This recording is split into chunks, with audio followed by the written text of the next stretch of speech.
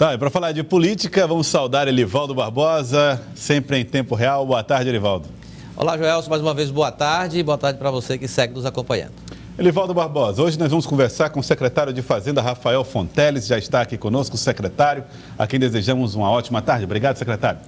Obrigado, Joelson, obrigado, Elivaldo, e cumprimentar a todos que estão nos vendo aí na TV Cidade Verde. Bom, secretário, existem muitas questões que envolvem, toda vez que a gente anuncia a presença do senhor aqui, sempre tem muitas questões ligadas às finanças, ao estado do Piauí, a concursos públicos, a novos investimentos.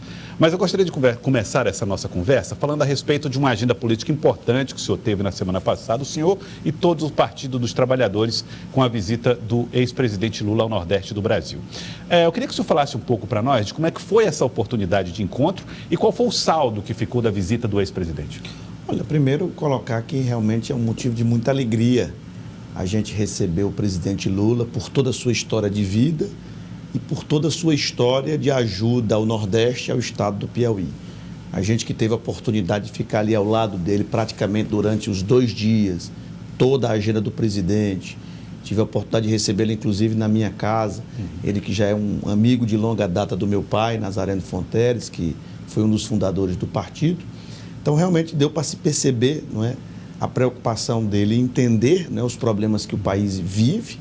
É esse o objetivo principal da agenda e de trazer esperança, né, em dias melhores, que nós vamos realmente conseguir superar a pandemia e resolver os problemas do povo. Ou seja, a preocupação dele é colocar na pauta do dia, não esses assuntos que, vez ou outra, alguns tentam, como uma estratégia até diversionista, né, colocar na pauta os problemas do povo, o aumento do preço dos alimentos, a inflação que está voltando, o aumento dos preços dos combustíveis, a falta de uma política de desenvolvimento de obras de infraestrutura para poder combater os efeitos socioeconômicos, a questão da vacinação, acelerar, estamos com o risco aí de uma terceira onda em virtude das variantes que já estão assustando, por exemplo, os Estados Unidos da América, voltou a ter recorde de internações hospitalares. Então, esses são os temas que interessam ao povo. Então, essa visita dele ao Piauí e ao Nordeste em geral tem muito a ver com isso, para botar na pauta do dia esses problemas que realmente interessam ao povo, a solução deles. O senhor acredita que ele pode refletir uma aliança além esquerda para esse embate eleitoral do ano que vem? Olha, o presidente Lula é um democrata e uma pessoa que mostrou, antes de ser presidente, quando foi presidente, que conversa com várias forças políticas, de centro até de direita, não se fechando apenas no seu próprio partido. É claro que ele fundou o Partido dos Trabalhadores, tem toda uma história de defesa, de políticas públicas que o nosso partido defende, mas quando se chega ao nível de governo, de se governar, você tem que conversar com mais gente. E em todos os estados que ele tem passado, ele tem procurado conversar com essas forças políticas de cada estado, demonstrando, mais uma vez, né, que está preparado, né, para algo maior, como ele já ocupou, e sempre de forma pacífica, de forma de muito diálogo, tentando encontrar as melhores soluções. Mas com a prioridade, obviamente, em combater as desigualdades sociais, em combater a pobreza, a miséria, que é o foco principal da atuação de vida dele. Bom, e o ex-presidente Lula, na visita que fez ao Piauí, já deixou claro que não existe mais discussões internas, o nome do senhor é o nome do Partido dos Trabalhadores ao governo do Estado, isso ficou muito evidente, inclusive, na fala dele. Como é que isso pode mexer no cenário político? Até que ponto esse reforço do nome do senhor como futuro candidato ao governo do Estado, feito pelo ex-presidente Lula, pode ajudar na compreensão das pessoas de que o seu nome está posto? Olha, a gente fica muito feliz com a menção que ele fez, que outros importantes membros do Partido dos Trabalhadores têm feito, mas o processo em si do Partido dos Trabalhadores vai ser startado, vai ser iniciado, vai ser concluído no ano que vem. É importante a gente colocar isso. É claro que as menções aí são públicas, são evidentes, que o nosso nome está à disposição, mas a questão realmente eleitoral, inclusive interna, o nosso partido, o Partido dos Trabalhadores, tem uma dinâmica interna muito intensa, muito democrática, de ouvir a todos. Não é? Então, realmente, isso só vai ser feito no ano que vem. Mas internamente, a fala de Lula já reforça, né, que esse nome, que há pouco a se discutir. É claro que é uma fala importante, que nos enche de muito entusiasmo. Mas, repito, essa questão só vai ser tratada de maneira oficial, respeitando as instâncias partidárias e respeitando os demais partidos da base aliada apenas no ano que vem. Mas o senhor tem percorrido bem o estado do Piauí, inclusive com ações que a gente percebe que vão além mesmo da rotina ou da agenda administrativa. Como o senhor tem sido recebido interior afora em relação às forças políticas que dão sustentação ao governo do estado, ou que integram a base aliada ao governo? Olha, a gente está muito feliz em cada cidade que a gente vai, de norte a sul do estado. A gente percebe uma recepção importante, positiva, porque a população está vendo que as obras anunciadas dentro do programa Pro Piauí, que eu coordeno, estão de fato acontecendo, ou já estão sendo até inauguradas, muitas delas. Então, isso por si só, na hora que você está indo numa agenda de resultados concretos que melhoram a vida do povo, é claro que a acolhida, a recepção tem sido muito positiva. E também, da minha parte, eu tenho ficado muito entusiasmado em realmente ver em loco os problemas e as soluções que têm sido dadas, né, pelo governo do estado, em parceria com os prefeitos municipais, nos 224 municípios do estado do Piauí. Bom, vamos falar um pouquinho a respeito da última agenda que o senhor teve, mais administrativa, e que envolvia a sua condição de presidente do Concefaz. O senhor esteve em Brasília nesse começo de semana, participou de um encontro com ministros do governo Bolsonaro e falou, inclusive, com o ministro da Economia, o ministro Paulo Guedes. Como é que o senhor qualificou esse encontro? A imprensa nacional, durante essa semana, fez muitas críticas a declarações dadas por Paulo Guedes, apontando que ele estaria avaliando mal o cenário econômico ao fazer referências, por exemplo, a futuro crescimento do PIB ou coisas desse gênero que estariam, na avaliação de alguns críticos, desconectados da realidade. Outros que defendem Paulo Guedes diriam que, na verdade, um futuro crescimento do PIB é resultado, inclusive, de uma recessão que nós estamos vindo, então você pode ter um salto no crescimento do PIB. Primeiro, eu queria que o senhor falasse um pouco sobre isso. As avaliações que ele faz da economia agradam o senhor como presidente do Concefaz? Como é que foi esse encontro? Como é que foi tecnicamente esse contato? Bom, na realidade, o nosso objetivo naquele encontro, eu como presidente do Comitê Nacional dos Secretários de Fazenda, o Concefaz, é insistir na importância do governo federal, em especial do ministro da Economia, de apoiar a reforma tributária ampla, aquela que envolve vários tributos, que simplifica o sistema tributário, que dá mais transparência para o sistema tributário, mais segurança jurídica, porque somente essa reforma ampla pode destravar o crescimento econômico do país, pode tirar o receio, os entraves dos investidores daqui do Brasil e de fora do Brasil.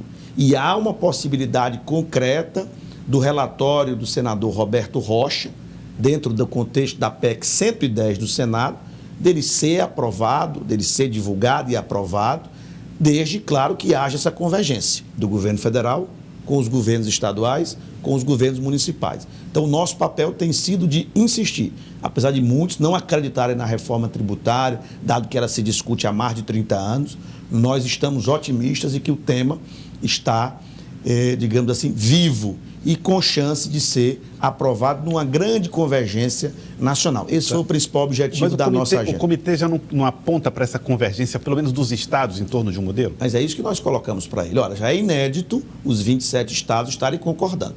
Antes a reforma tributária não saía, porque os estados não se entendiam. Nós conseguimos que os estados se entendessem com a regra de transição, o imposto indo para o destino. Então, tudo foi feito para ter essa convergência.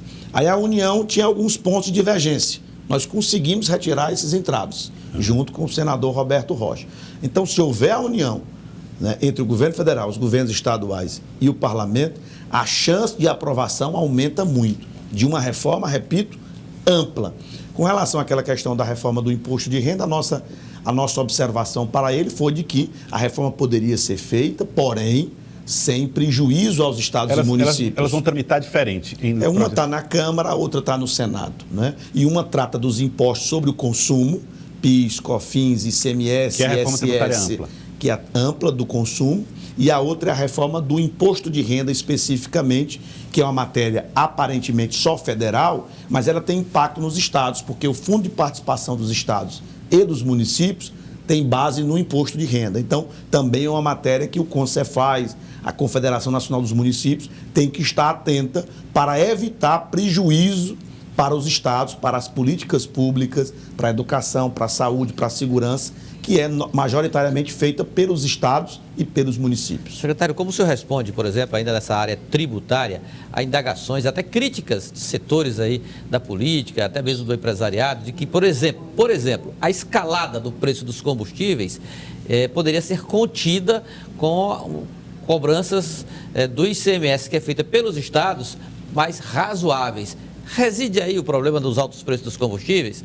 Olha, Elivaldo, é muito boa a sua pergunta para a gente ter a oportunidade de explicar. Na realidade, isso é mais uma fake news, uma mentira, que tem sido propagada e incentivada pelo próprio presidente da República.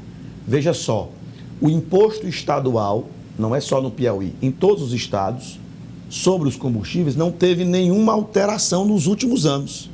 E mesmo assim, o preço da gasolina, do óleo diesel, do gás de cozinha, aumentou mais de 50% nos últimos 12 meses. Ora, se o imposto estadual não mudou e o preço subiu 50%, é óbvio que a razão não é essa. E qual é a razão? Unicamente a política de preço da Petrobras, que mudou nos últimos anos e passou a dolarizar, a colocar em linha com o dólar o preço do combustível. Veja só, o Brasil produz combustível, no Brasil, produz petróleo, ou seja, a maior parte do custo de produção não é em dólar, é em real, e mesmo assim a Petrobras, que é dirigida pelo governo federal, insiste em colocar o preço alinhado com o dólar. Resultado disso, o dólar subiu, inclusive pela própria desconfiança com a política macroeconômica atual, aí o preço do combustível está explodindo, penalizando o povo que paga o combustível e enchendo os bolsos dos poucos acionistas que tem a Petrobras. Ninguém aqui é contra o lucro das empresas, muito pelo contrário, eu venho da origem empresarial, mas tem que ter uma compatibilidade entre o interesse privado e o interesse público. E o interesse público tem que prevalecer no momento em que você tem um combustível, que a população reclamava quando chegou em R$3. Não sei se você lembra. Agora está chegando em R$7. Saudade. E onde vai parar?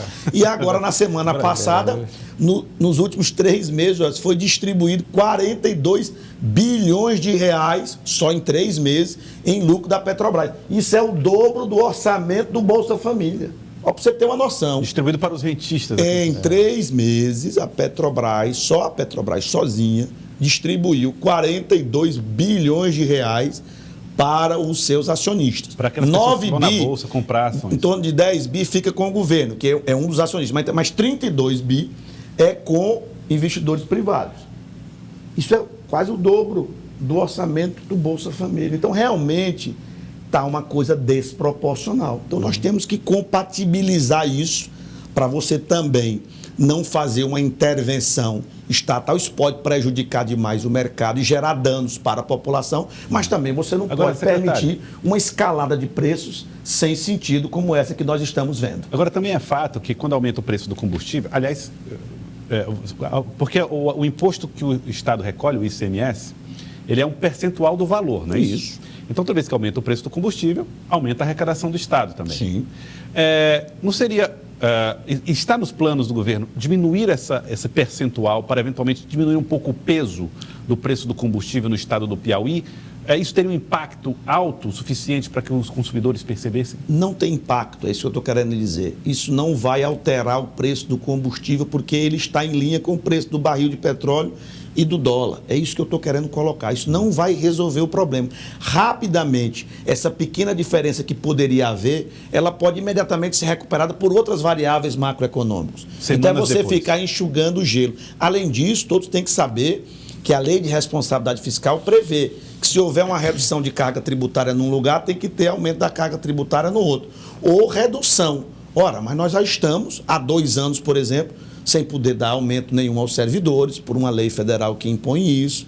Então, essa parte de enxugamento da máquina já foi feita. Em momentos de crise, de pandemia, pelo contrário, o valor que tem que ser gasto na saúde tem que aumentar.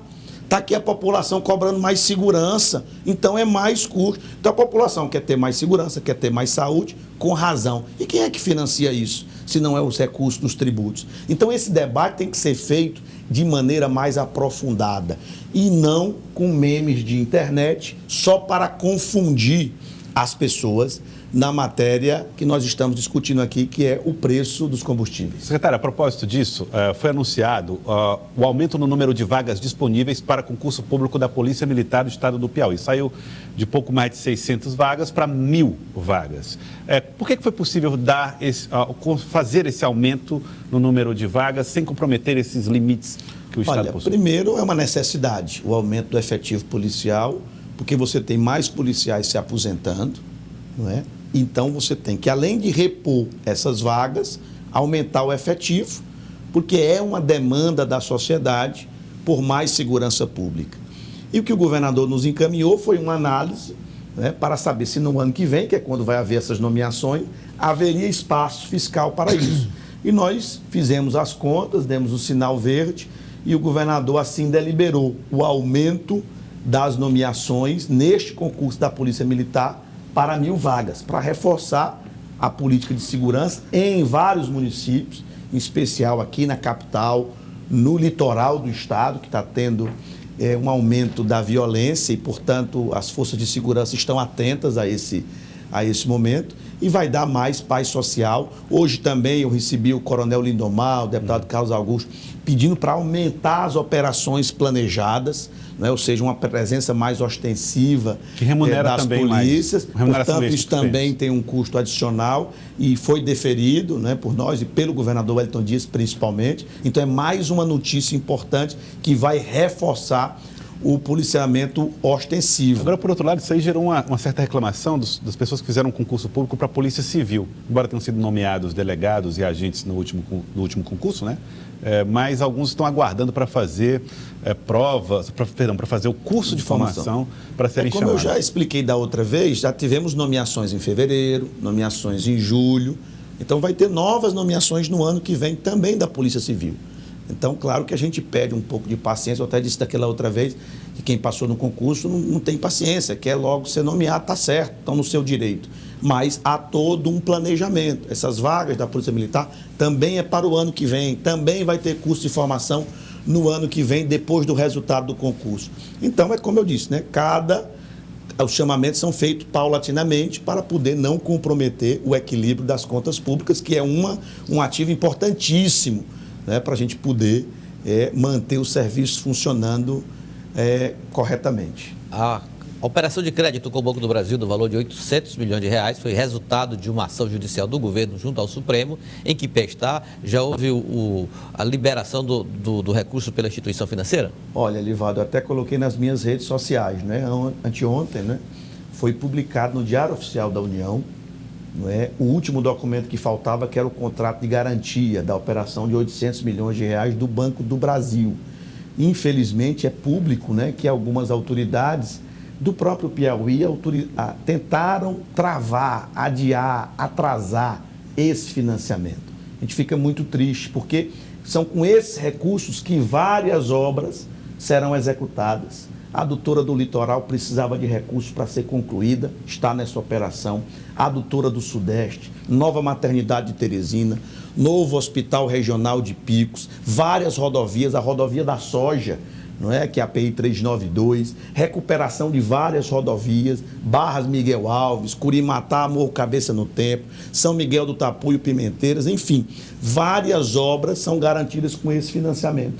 E nós tivemos que recorrer à Justiça, e a Justiça se fez com a decisão do ministro Dias Toffoli, que mandou em 5 dias encerrar, não é, esse papelão de querer atrasar essa operação de crédito. Qual era o argumento do governo ao tentar atrasá-la? Não tinha argumento, simplesmente veio uma portaria, que eu até falei para o ministro Paulo Guedes, que, dado que o problema do Piauí foi resolvido na Justiça, que não se prejudicasse a federação como um todo, né? Vários estados e vários municípios estão com as operações travadas.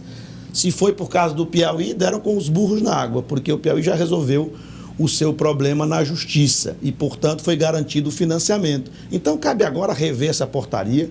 Eu até coloquei para ele que era importante resolver para até melhorar o clima na federação, entre os estados, entre os municípios, com o governo federal, porque não dá para se mudar a regra do jogo com o jogo em andamento. O senhor falou assim como se fosse algo contra o Piauí? O senhor sentiu isso? Pelo que eu vi na imprensa nacional, foi uma atitude contra o Piauí. Então, componente político aí eu na questão? Eu sempre costumo dizer, Evaldo, que a história não perdoa quem atua contra investimentos, contra obras para o seu município, para o seu estado. Então, isso aí vai ser julgado pelo povo, né? Não é por mim, pelo governador Wellington Dias.